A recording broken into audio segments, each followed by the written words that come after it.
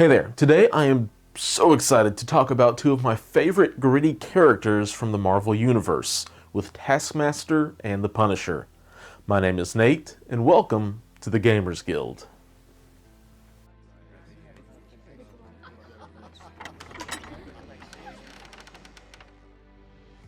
Something I'm beginning to see and even really enjoy about Marvel Crisis Protocol is that the game is finding a unique design space for characters that really help bring that character alive in-game, but also make sure that they will find a certain roster or maybe even a particular playstyle that they fit into really well, but at the same time isn't going to suddenly have a new character come out that just outright does everything better than a previous model.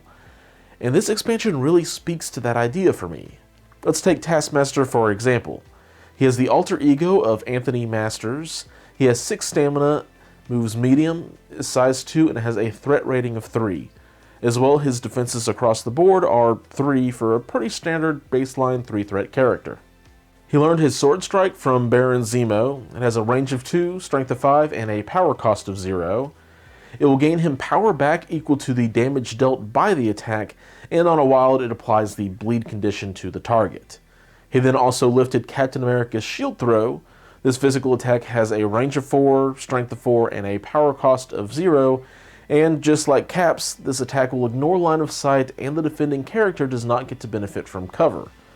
On a wild, the attack gains Ricochet, which lets Taskmaster make an additional shield throw against another enemy character that is within range 3 of the original target, and as a bonus, this attack can be any distance from Taskmaster. But naturally, the second attack loses the Ricochet special rule, otherwise you're just playing pinball. Taskmaster's final attack, however, is unique to him. It has a range of 2, strength of 4, and a power cost of 0. After watching his target, Taskmaster gets to add dice to his attack pool equal to the target's physical defense, and the target character cannot modify or reroll their dice during this attack. So this attack, just by the way, is super thematic and bonkers good. In the worst case scenario, you are spending 2 power for a 6 dice attack on a 3-threat character, but usually that's against very few enemy characters like Maw and MODOK.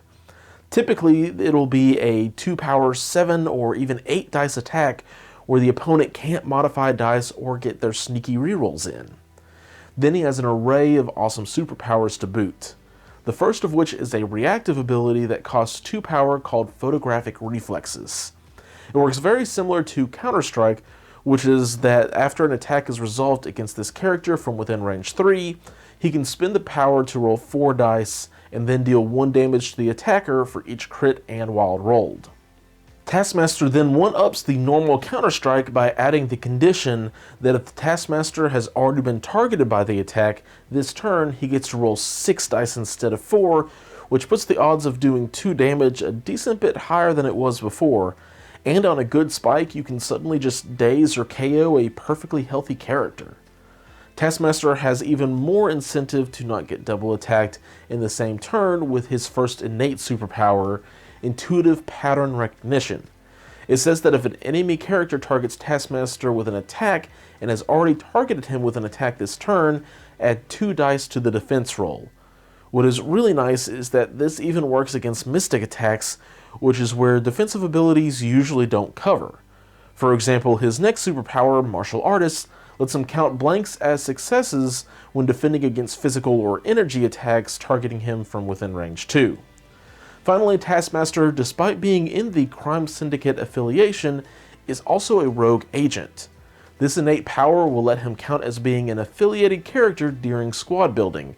So if I ran Taskmaster along with Captain America, Baron Zemo, and Thor, I would still get to have the Avengers affiliation, but Taskmaster still couldn't play the Avengers Assemble tactic card. This is going to make him a lot more flexible of a fit into several rosters and affiliations.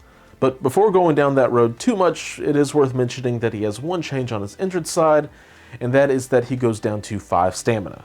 So to loop back around to what I was talking about earlier, Taskmaster, the copy guy of Marvel Crisis Protocol, pulls a little bit from Captain America, a little bit from Baron Zemo, and maybe even a little from Black Widow. He takes all of these pieces and makes them his own. He's great at defending, especially when he gets up close and personal, and with his specialized counter-strike, he can really put the hurt on anyone in a one-on-one fight. And while he is defensive, he is by no means Captain America, and he's not nearly as mobile or as offensive as a character like Baron Zemo, who has a long charge and additional movement from his Steel Rush, not to mention the rerolls Baron Zemo has. Taskmaster is rather a really unique duelist who probably plays better alone than he does if he was getting any immediate nearby support, because he wants to be attacked twice to roll more on defense and for his photographic reflexes. So I think Taskmaster will be at his best holding down or contesting a secure objective away from any big brawl, so he can then go one-on-one and force your opponent's model to either have the second attack on Taskmaster, or just have a suboptimal second action to use if the rest of your team is out of range. With that in mind, he has some unique pros and cons. For the pros, well, he is a fantastic 3-threat duelist, that if your opponent can help it, will only be getting attacked once per turn, or pay the consequences.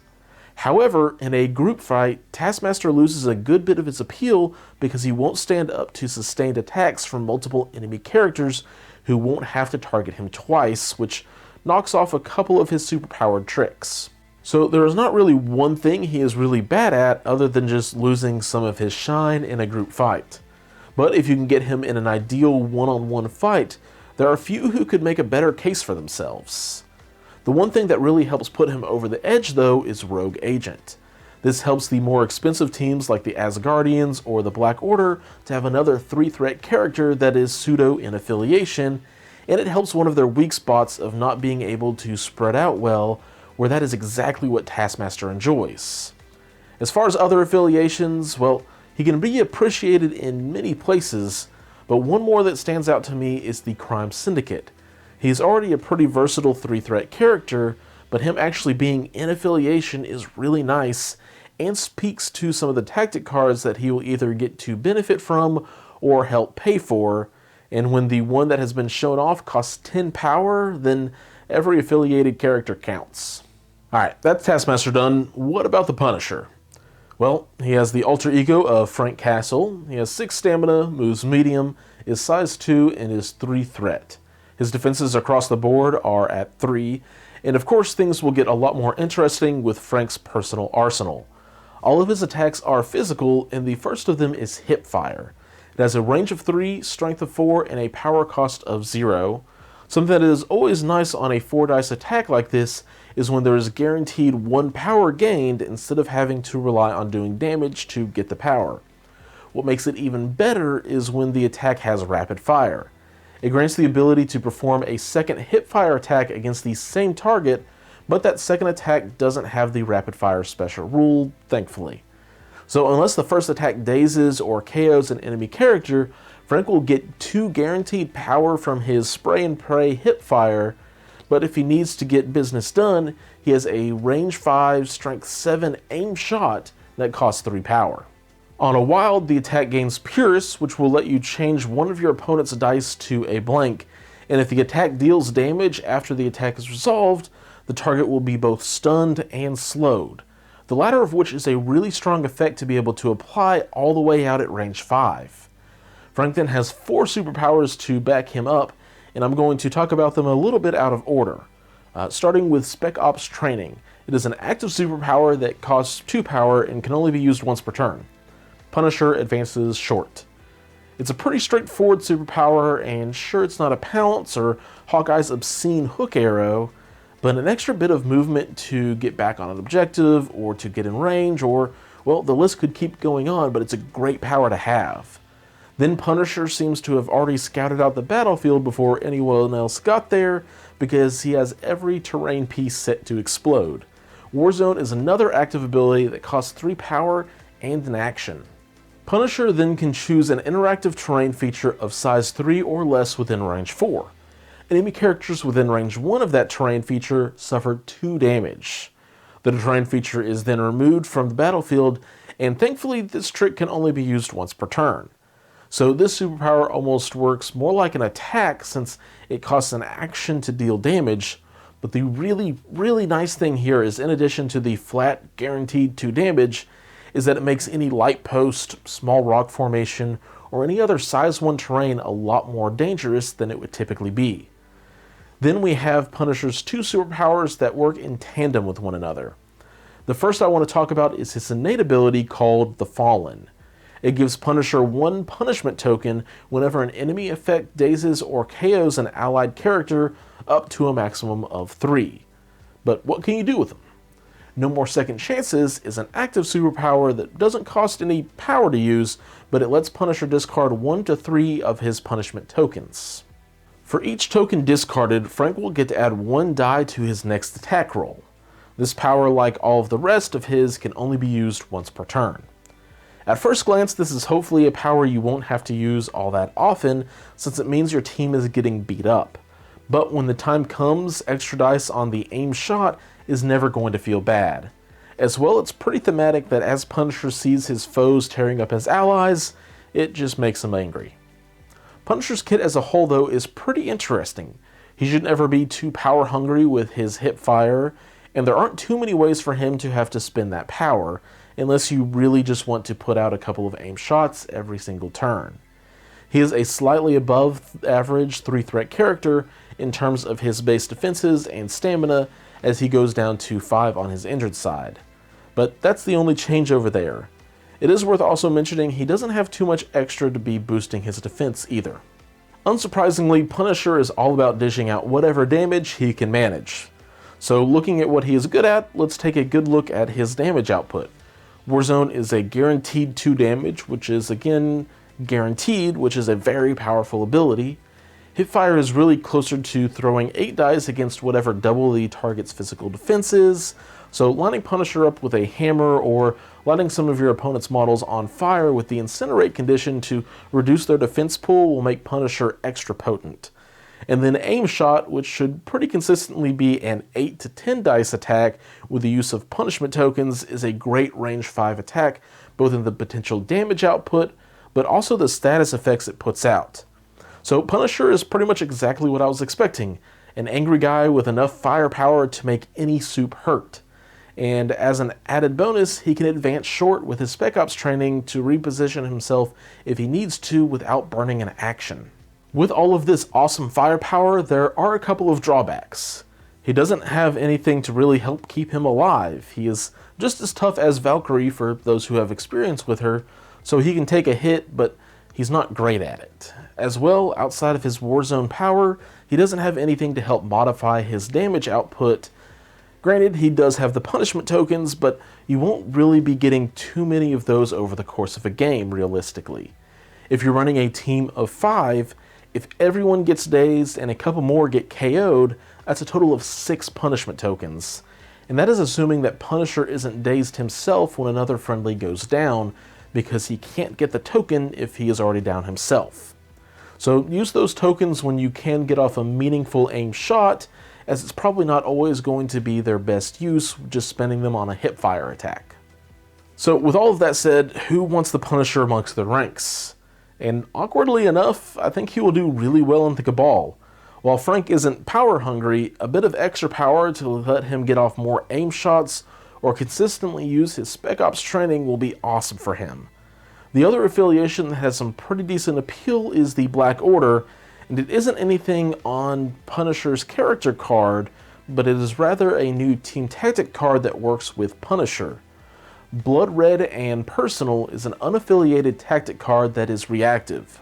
During the power phase, an allied Punisher may spend 4 power to play this card.